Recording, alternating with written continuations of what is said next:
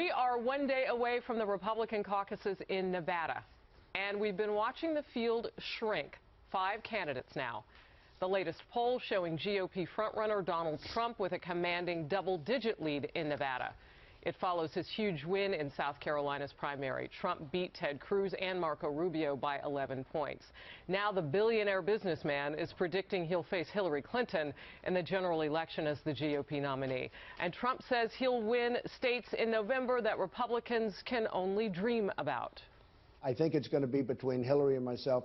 They say that it'll be the largest voter turnout in the history of United States elections. I'm going to win. I'm going to win places like Michigan that the Republicans can't even think of. I will have a chance of winning New York.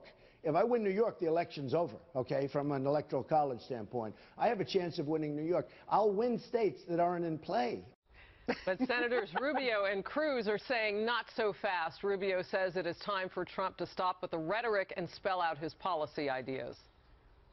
I think Donald's campaign has largely been about how bad things are. And there's no doubt we need to recognize how difficult things are. But you can't just say you're going to make America great again. You have to explain how you're going to do it. I mean, at this stage in the campaign, voters deserve to know in great detail just exactly how it is that you are going to achieve some of these things. Rubio also told Fox News Sunday Republicans need to, quote, coalesce around a single candidate. And Cruz says conservatives should choose him because with his Iowa win and the caucuses there, he is the only one who has beaten Donald Trump. It is now apparent that the only campaign that can beat Donald Trump and that has beaten Donald Trump is our campaign. An awful lot of Republicans are very concerned Donald Trump is not the right candidate to go head-to-head with Hillary Clinton or Bernie Sanders. And as the field narrows, we're seeing more and more people coming to us. But I go back to Donald Trump, who says they say it will be huge. Huge. How we doing, ladies? I tell you, the magic hands were working the billboard on Saturday night. And the thing that's really awesome about that, Harris. What does that mean? Is that you, I don't know, but go with it. He said it.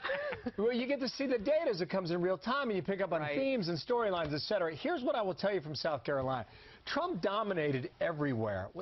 He won 44 out of 46 counties. Yeah. He didn't win Richland County, which is Columbia. He didn't win Charleston County, Southeast. But he was really close in both counties. What you find up in like Horry County and Myrtle Beach, South Carolina, he won by 49% of the vote. All right, you go to some of these rural counties, and his numbers were extraordinary. If that's repeated in the panhandle of Florida, if that's repeated in southeastern Ohio in the rural counties and the Buckeyes, I know Kasich won 86 out of 88 counties in his re-election for governor. But, I mean, Trump has already shown that he can compete significantly in these areas, and that spells really tough going for the others. Well, that's what I take from it. Isn't it important, too, Sandra, to point out that he's competing in a place where people said that he couldn't among evangelicals? Yeah. But let's go forward to Nevada. New polling today suggests that 10 out of the next 14 voting states show Donald Trump with a lead. So that brings up the question, is he unstoppable at this point? I mean, you're looking at the numbers and you're telling us, you could talk about this for hours, Hemmer. I'll defer to you on this. That is the question right now. Marco Rubio is painting Donald Trump, as he has been, as a guy who is simply saying what he'll do. He's not spelling out how he will do it. It doesn't seem to hurt him. I think the real story in Nevada is whether or not Trump places second. I mean, if he doesn't win Nevada, I mean, that's your story. And I expect him to, based on everything we're hearing. And Cruz and Rubio are going to fight it out. But then you move on the calendar the 1st of March. Yeah. When you've got Tuesday. Texas, 155 delegates. Yeah. March 15th, 2 winner-take-alls that day. Florida and Ohio. Already people are starting to think on March 16th, if the pattern continues this way, you might have your nominee on that morning. All right, I want to go to Andrea real quickly on just the idea of Cruz versus Trump. And look at Texas, where Trump is trailing by 6.7%, but that's not that far behind. Your quick thoughts, then we're going to go to the next. It's not, but Ted Cruz never really had a strong and a clear pathway after in his home Iowa. State? He doesn't. I mean, he resonates with evangelicals, but Donald Trump, as Bill just mentioned, resonates more.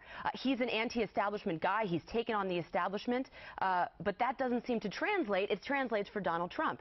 I got your joke about the billboard. By the way, the magic jazz hands that you use to give us the data, I want to know what kind of workouts you use. It's Miles Davis. Okay. Yes. To get your fingers ready to go. Correct. All right. Wait. Let me finish. So blue. I do think, kind of though, blue. I do think that this call for Donald Trump to give more specifics, it's a fool's errand. You see past candidates giving 37, 43-point plans. Mitt Romney. Voters' eyes glaze over. Right now, it's about who can fight, who can speak for that blue-collar vote. That is what I'm looking at. In these counties that feel left behind by the Republican establishment, they feel like the last administration and the past two candidates didn't speak for them. They feel that Donald Trump does, and the numbers on the billboard bear that out. So then the next thing, Kennedy, would be whether or not he can do this in a general election. Might have to be a little bit different. Here's what Donald Trump said on Fox News over the weekend.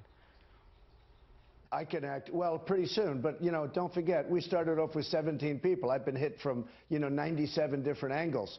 And now we're down to, I guess, 5, and we'll see what happens. But I think, I think I'll be very presidential at the appropriate time. Right now, I'm fighting for my life. I was fighting against a tremendous amount of very talented, very tough people. And I didn't really have time to think about it. I mean, I had to be tough, and I had to be smart, and I had to be sharp, and that's okay, too. It was an interesting moment.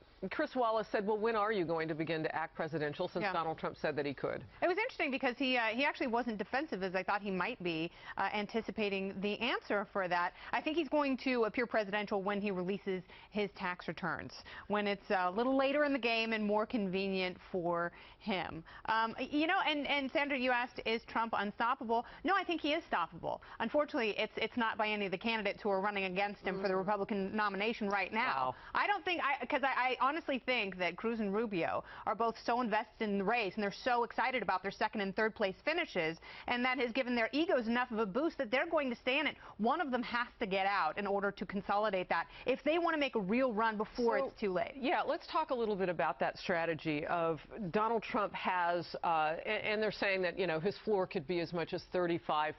That leaves a lot left on the table, and if you have it split among people, he still beats whomever gets that. But if you can get somebody out of the race, then that's why the conversation continues to be, where do those Bush supporters, where are they going right now? Cruz says that they're more and more going to him, but the numbers, as they pan out in this NBC survey, they're going more to Marco Rubio in larger numbers, right? So that's going to make a huge difference as we go forward, and we continue to see the field consolidate. Tantaros, your point about like blue-collar voters in white America, read Charles Murray in the Wall Street Journal from 10 days ago. Yes.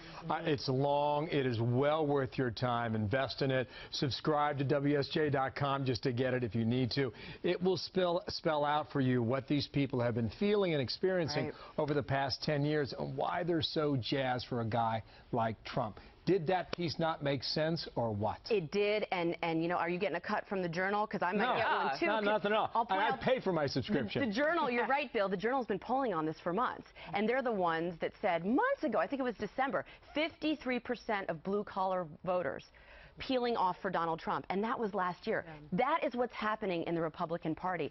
And to the point that Ted Cruz is making, where he talks about Donald Trump and he says, I'm the only one that's beaten him.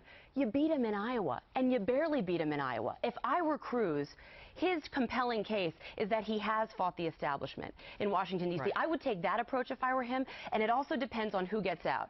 If Cruz or Rubio gets out, I think if Cruz gets out, those voters aren't a natural move over to a Rubio. Yeah, that's I think they're a move over to a Trump. So if Rubio gets out, I think it's going to be something different. If Cruz gets out, it will be also something different. Real quickly before we move on, Andrea, I want to get your take on just endorsements overall, because we saw something kind of odd happen over the weekend. We saw an announcement, sort of, but it was wrong, about Mitt Romney endorsing Marco Rubio, and then Rubio came out and said, no, that's not true. You've worked on campaigns. Endorsements, are we in a period where they even matter right now? I do think they matter depending on who they are. But Mitt Romney's not going to move the needle that much. That's just my opinion. Mitt Romney only reminds voters that the establishment put up a candidate last time around that used to be pro-choice, that had Planned Parenthood on the board of Romney Care, that was very, very liberal on a lot of issues. And Harris, you just nailed it, that lost. That is not the endorsement that I think that Rubio may want at this time.